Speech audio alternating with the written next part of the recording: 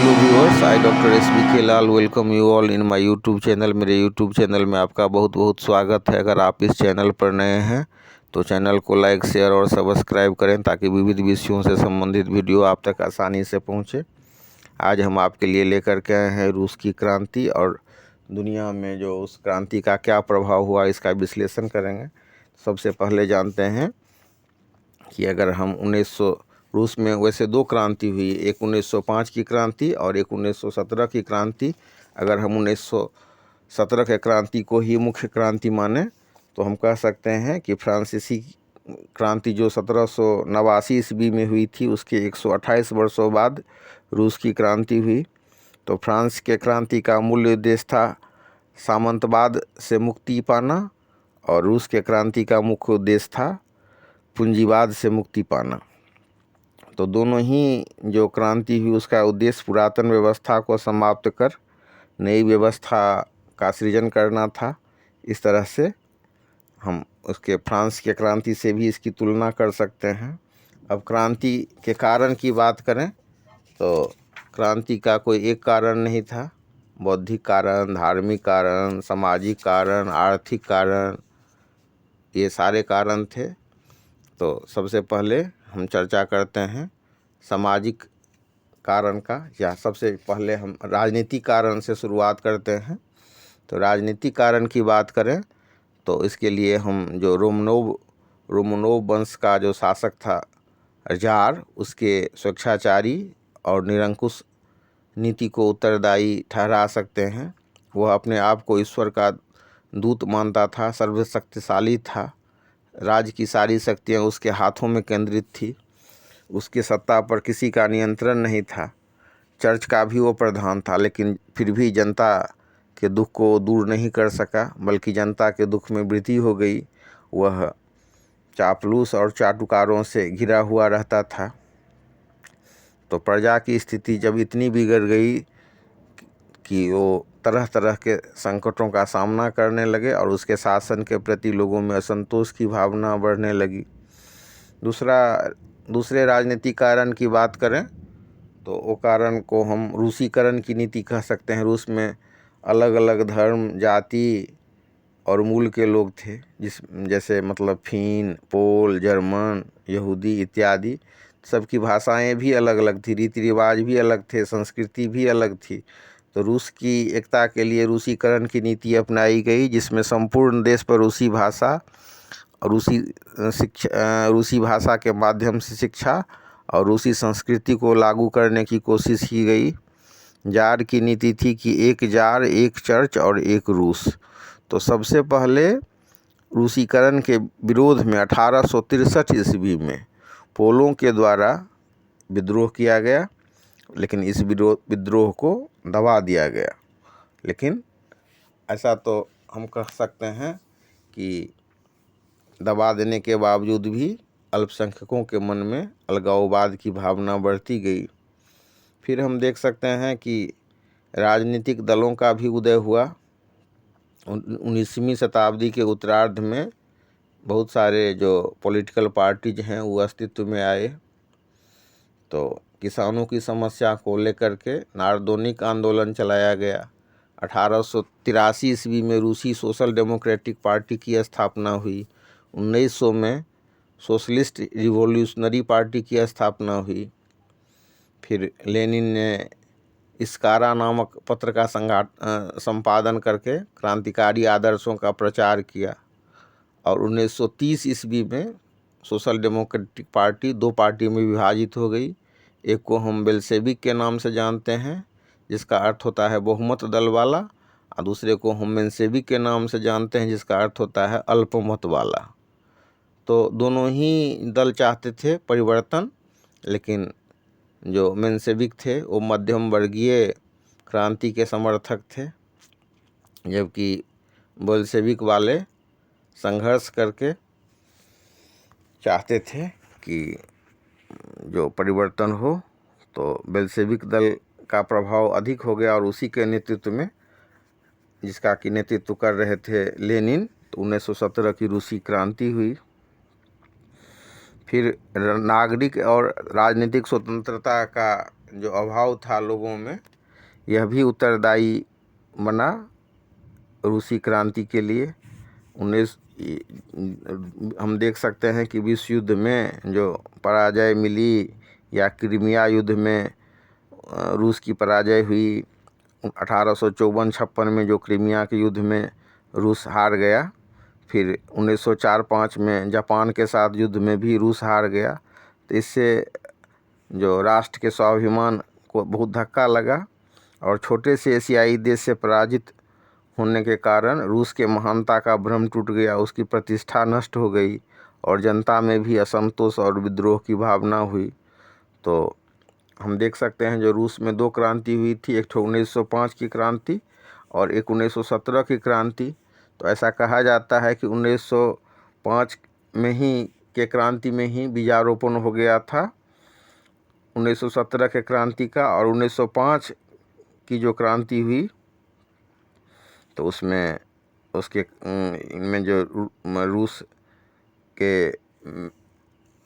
रूस की जो पराजय हुई थी छोटे छोटे देशों के साथ, उसकी भूमिका थी। और उसके बाद 1905 के क्रांति का प्रभाव फिर फैलता गया, उसी में बीजारोपण हुआ 1917 के क्रांति का। तो विद्रोह पर नियंत्रण करने के लिए जार ने सुधारों का दिखावा तो किया, प्रतिनिधि सभा जिसको कि ड्यूमा कहते हैं उसका गठन किया, लेकिन इसका भी कोई परिणाम नहीं निकला।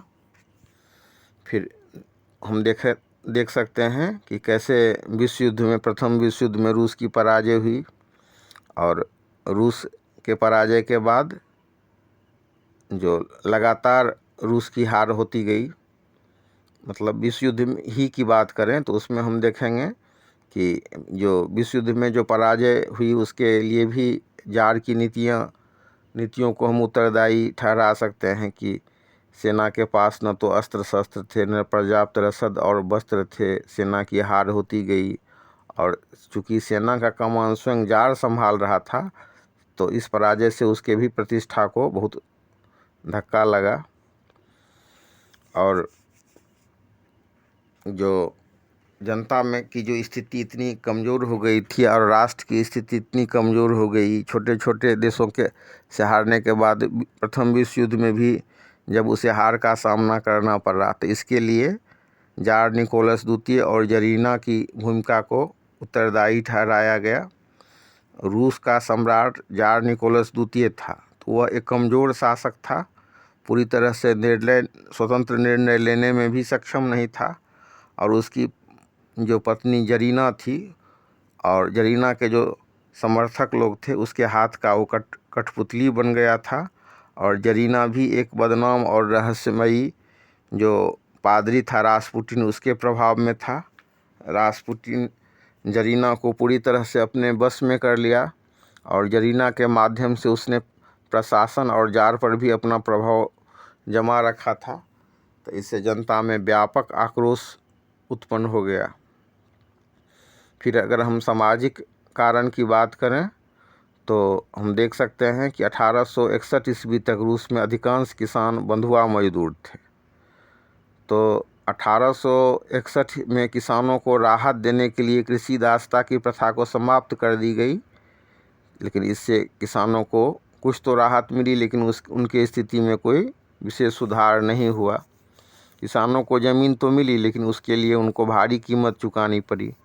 फिर रूसी समाज में किसानों की संख्या बहुत थी, लेकिन संख्या में अधिक होने के बावजूद भी उनकी स्थिति बहुत ख़राब थी। तो इस स्थिति के लिए मजबूर होकर के किसानों ने बार बार विद्रोह किया।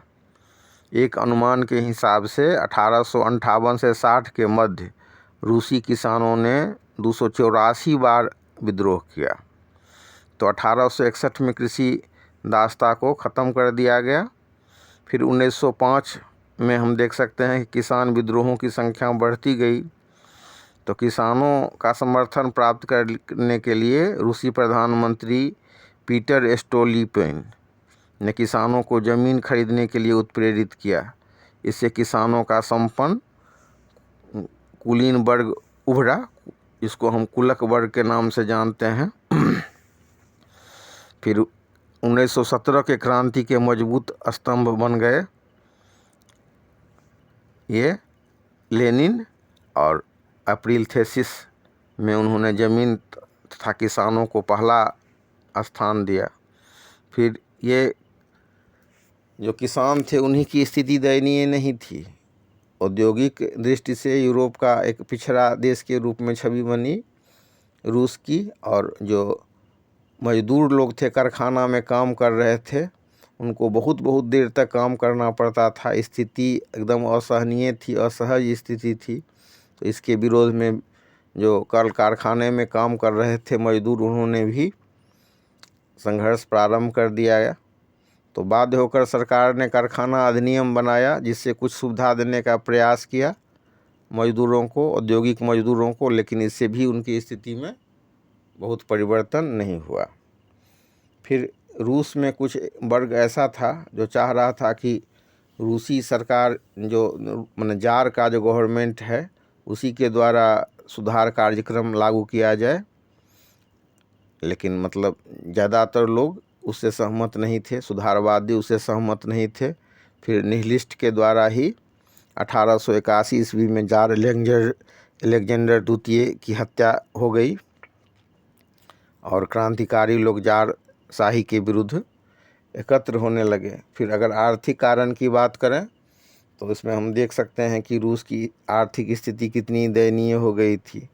अब राज्य के आय का मुख्य साधन था भूमि कर और कृषि का विकास हो नहीं रहा था, तो सामंती व्यवस्था के कारण पूरा राजस्व नहीं मिल पाता था। फिर उद्योग धंधे और व्यापार से भी आमदनी नहीं होती थी, और मतलब औद्योगिकरण की बात करें तो उद्योगों का स्वामित्व जार अथवा कुलीन वर्ग के पास था। कल कारखाने सुनियोजित रूप से नहीं लगाए गए थे, विदेशी पूंजी का निवेश बढ़ गया था। एक अनुमान के हिसाब से और एक आंकड़ा के हिसाब से 60% जो पूंजी निवेश था वो लगभग विदेशी था, और ये विदेशी जो पूंजीपति थे लोगों का बुरी तरह से शोषण कर रहे थे। मजदूरों का शोषण करके वो अधिक से अधिक मुनाफा कमा रहे थे। इसके बाद अगर धार्मिक कारण की बात करें तो नागरिक और राजनीतिक स्वतंत्रता के ही समान रूसियों को धार्मिक स्वतंत्रता भी प्राप्त नहीं थी। रूस में अलग अलग संप्रदाय वाले लोग थे, जैसे कैथोलिक, प्रोटेस्टेंट, मुस्लिम, बौद्ध।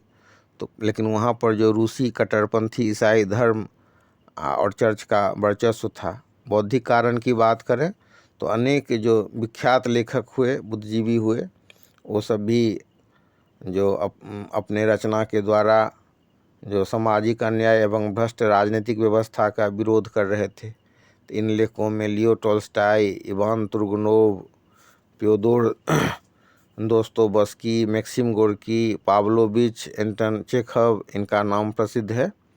और टॉल्स्टॉय के द्वारा विख्यात पुस्तक युद्ध और शांति लिखी गई, जिसमें उसने किसान के दर्दनाक स्थिति का वर्णन किया है। और इवान तुर्गनोव ने फादर्स एंड सन्स में जो युवाओं को इसके लिए उत्प्रेरित किया कि वो अत्याचार का मुकाबला करें। फिर हम देखेंगे कि केरेंस्की के सरकार के बारे में कि जॉर्ज ल्यूबोव की सरकार में बुजुर्गा वर्ग का प्रभाव था। वो जनता की आकांक्षाओं को मतलब पूरा नहीं कर सकी थी। तो 1917 के क्रांति के बाद जो मजदूरों के द्वारा हड़ताल किया गया और एक उदारवादी राजकुमार जॉर्ज ल्यूबोव के नेतृत्व में सरकार की गठन हुई, लेकिन वो सरकार को बुजुर्गा सरकार का दर्जा दिया गया। उसका गठन जो है सो विद्रोहियों के द्वारा किया गया था। इसी सरकार ने जार को गद्दी त्यागने को विवश किया, लेकिन ये भी जनता के आकांक्षा पर खड़ी नहीं उतरी और उस सरकार की भी पतन हुई। और उसके बाद बोल्शेविक के हाथ में पावर आ गया और बोल्शेविक जो का नेतृत्व लेनिन कर रहे थे, जिसने नारा दिया था भूमि, शांति और रोटी। उसने ट्रास्की के सहायता से मजदूरों को एकत्र करना प्रारंभ किया। तो लेनिन और ट्रास्की दोनों ही केरेंस्की की सरकार को हटाना चाह रहे थे। तो 7 नवंबर 1917 को बोल्शेविकों ने सरकारी भवन पर सेना और जनता की सहायता से अधिकार कर लिया। केरेंस्की रूस छोड़ करके भाग गया और इस तरह हम देख सकते हैं कि बिना एक बूंद खून बहाए एक महान क्रांति हुई और सत्ता का बागडोर बल्शेविकों के हाथ में आ गई। तो लेनिन के नेतृत्व में एक नई सरकार का गठन हुआ जिसने रूस के नवनिर्माण के लिए कार्य किया और उसके द्वारा जो ये क्रांति हुई इसको हम अक्टूबर क्रांति या बेल्शेविक क्रांति के नाम से जानते हैं। अब हम चर्चा करेंगे कि लेनिन के द्वारा रूस का निर्माण कैसे हुआ। तो लेनिन का पूरा नाम था व्लादिमीर इलिच उलियानोव, पर लेकिन उसको लोग कहते हैं व्लादिमीर इवानोविच लेनिन। उसका जन्म 22 अप्रैल 1870 ईस्वी में वोल्गा नदी के किनारे सिम्ब्रस्क नामक गांव में हुआ। वो आरंभ से ही विद्रोही स्वभाव का था। उसने सोशल डेमोक्रेटिक पार्टी की सदस्यता ग्रहण की। 1905 की रूसी क्रांति में सक्रिय रहा। फिर उसको स्विट्ज़रलैंड भागना पड़ा। फिर 1917 के फरवरी क्रांति के बाद वह रूस आया और रूस का नेतृत्व किया। ट्रास्की को उसने युद्ध मंत्री बनाया, लेकिन शासन संभालते ही लेनिन ने अपने उद्देश्य और कार्यक्रम निश्चित किए। तो 21 जनवरी 1924 को जब उसकी मृत्यु हुई तब तक वो रूस के भलाई के लिए, रूस के उत्थान के लिए काम करने लगा वो और करता रहा। सबसे पहला काम क्या किया लेनिन ने कि युद्ध के समाप्ति की घोषणा की। जर्मनी के साथ जो युद्ध था उसमें उसने बंद किया। उसके लिए उसने ब्रेस्ट लिटोवस्क की संधि कर ली। तो संधि का असर तो यद्यपि बहुत अपमानजनक था, लेकिन फिर भी उसने स्वीकार किया। उसको अपना बड़ा भूभाग भी खोना पड़ा, लेकिन अर्थव्यवस्था पर नियंत्रण करने एवं सेना को राहत देने के लिए आवश्यक था। फिर हम देखेंगे कि प्रतिक्रांति का कैसे उसने दमन किया। बेल्शेविक सरकार की नीतियों से जो लोग व्यग्र हो गए, संपत्ति और अधिकारों की नई सरकार ने छीन लिया। संपत्ति और नए अधिकारों को छीन लिया। सामंत, पादरी, पूंजीपति, नौकरशाही सरकार के विरोधी बन गए, लेकिन सबको उसने ठिकाना लगा दिया।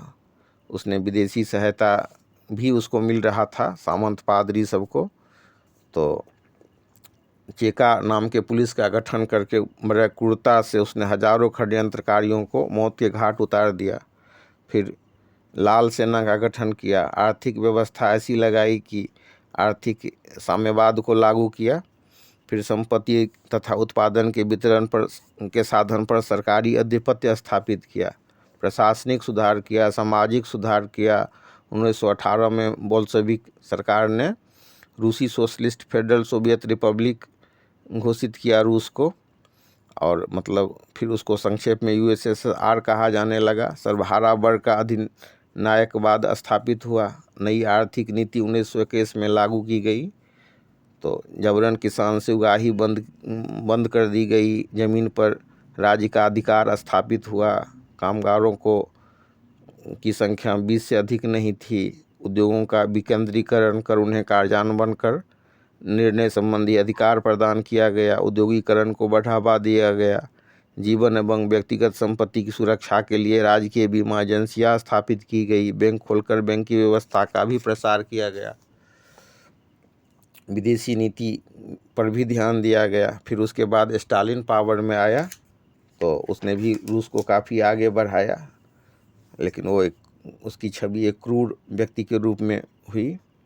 और उसके बाद फिर साम्यवादी व्यवस्था का जो प्रभाव था वो बना रहा। लेकिन फिर 1953 तक जो स्टालिन का सर्वाधिकारवाद 1953 तक बना रहा। फिर उसकी मृत्यु हुई। फिर 1964 में ख्रुश्चोव सत्ता में आया।